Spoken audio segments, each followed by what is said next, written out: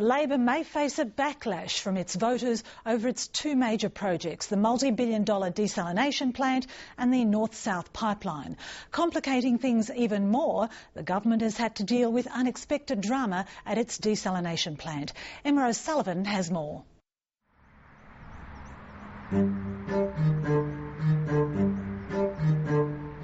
For months, the construction of the state's desalination plant at Wonthaggi in Gippsland has been running like clockwork.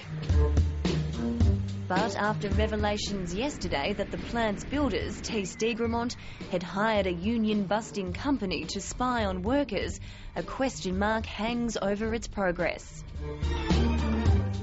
Tees engaged the strike-breaking company led by Bruce Townsend for 15 weeks earlier this year. We've been to jobs where the union never knew we were even there. Bringing us in as a last resort because it normally inflames a situation, makes it worse.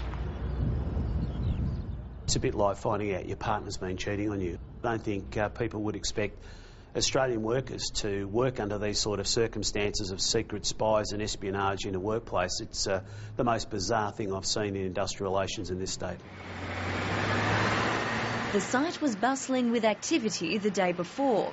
Opponents of the project are not surprised by the spying revelations.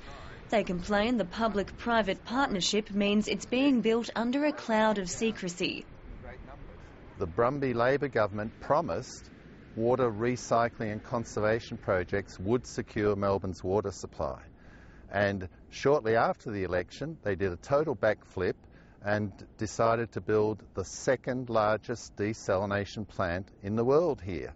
Can you guarantee that we'll need water from the desalination plant? Oh, there's no question that we'll need water. Our storages are at the moment at just on 50%. That is low by historic standards. The government says the desalination plant will cost a total of $5.7 billion in today's terms. What it won't reveal is how much of that will go to the plant's operators, even if extra water isn't needed.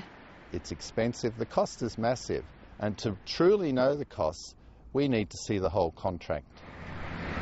There are lots of people who are concerned about the cost of water from the desalination plant, so it's important that we have the flexibility to order water from the desalination plant when that's operational in the volumes that we require, but also to draw water from our existing reservoirs and storages, and also to draw water down the pipeline, because those options are, when that water is available, those options are cheaper options.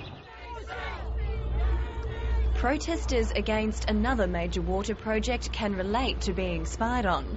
Melbourne Water monitored the opponents of the north-south pipeline during its construction. There's still huge anger. It's a disgrace and a waste of taxpayers' money. I think it made it tough personally during those times. Electorally, it's difficult to know. We'll find out on the day.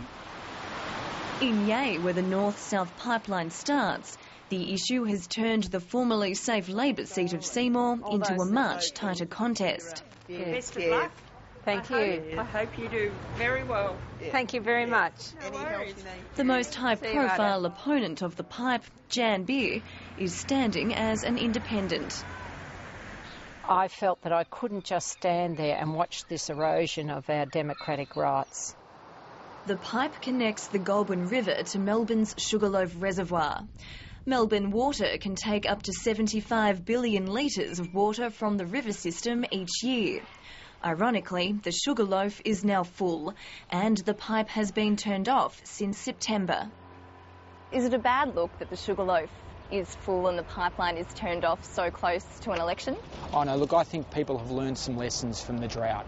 The drought's taught us that we need to plan carefully for the future, that we need to be cautious about our planning. We can't be optimistic and pray for rain. It's the first time in 14 years that the Nationals have had a candidate in Seymour. Anthony Rolando believes the pipe will boost his electoral chances. People have long memories and they'll punish the Premier for this. The Coalition's policy on the pipeline is that it should only be used when Melbourne's water supply is in crisis. The incumbent, Ben Hardman, who is the holder of the seat of Seymour now, refused to stand up in Parliament and speak against it. Went door knocking the other day and someone asked me about it, but I've knocked on about probably 1,500 doors and I think only one or two people have asked me about water. There have been good news water stories lately too, thanks to drought-breaking rains. Who'd have thought sailing would make a comeback on Ballarat's recently dry Lake Wendouree after almost 7 years?